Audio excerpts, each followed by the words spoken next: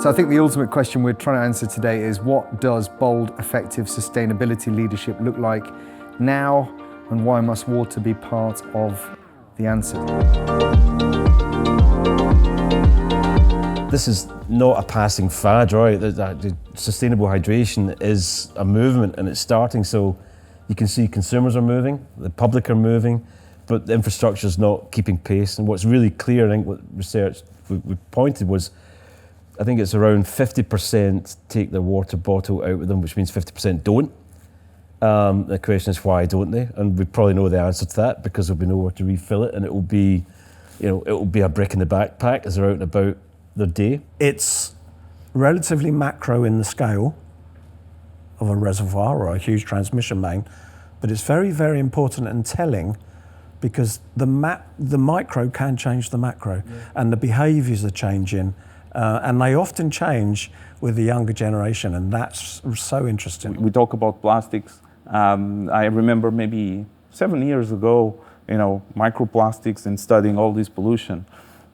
Now we know about the forever chemicals, the PFAS, which in many cases it's exacerbated by the fact that we are trying to avoid plastics and now using some types of paper that is full of PFAS. So we need to find the balance. Sometimes the solution, I usually say that I'm a kind of an imperfect environmentalist, so we know we need to make decisions sometimes, but there's no perfect world, right? We always need to find the balance. What we aren't aware of is the scarcity of the resource. I think that hasn't resonated through the public consciousness. We don't have a water crisis. Yeah. There's one coming. Yeah. I have this more global view, as I'm not in the UK. Yeah, sure. And there's a water crisis. Absolutely. There's nothing. Yeah. Often we undervalue water, and from a corporate perspective as well, we think of it just in terms of the sort of traditional accounting direct costs. So how much does it cost for me to get that water? How much does it cost for me to treat that water and maybe put it back? So they're the sort of direct, tangible costs associated with water, but that's not the full value of water. It's really important that we start looking at the indirect, intangible costs associated with water, and that's associated with the societal impacts, with the environmental impacts from that. So societal impacts in terms of human health, environmental impacts in terms of the ecosystem services that we've got. When you actually put those two together, you get quite a different understanding of the sort of full value of actual water. We're all familiar with our dads telling our mum to put a cardigan on because it's not October yet if you're cold. But we don't have that same relationship with water. The meter does help change that, but to every action there's an equal and opposite reaction. I think the public, and metering will typically reduce the demand by 10 to 15%. Typically, that's what the evidence shows.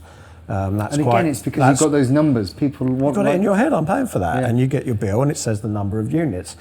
122, I think, litres per day for a person where they have a meter in place, and 177 where they don't. So there's a behavioural shift when you can see the actual impact you're having, when it's a bit more tangible for you. So you look at things like the Alliance for Water Stewardship and the CEO Water Mandate and the Water Stewardship in the UK and sort of in Ireland, and CDP, so Carbon Disclosure Project, which was originally, like we said, talking about carbon, and I think it was last year's now integrated carbon with water, with forests, so looking at sort of across climate and water and sort of biodiversity now, which again, I guess shows about that raising awareness, amongst people and how important it is, and also how interlinked it is.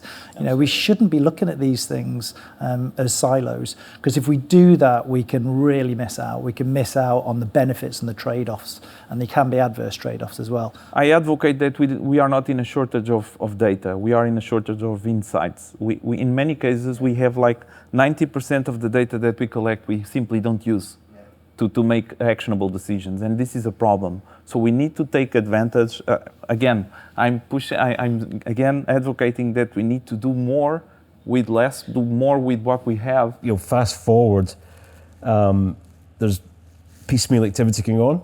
Ourselves are involved in the dialogue, but it kind of needs to be taken seriously at a higher level. And it's either a national debate or it's structured across, the consultancies or the infrastructure providers, but there just is a deficit in public access to water.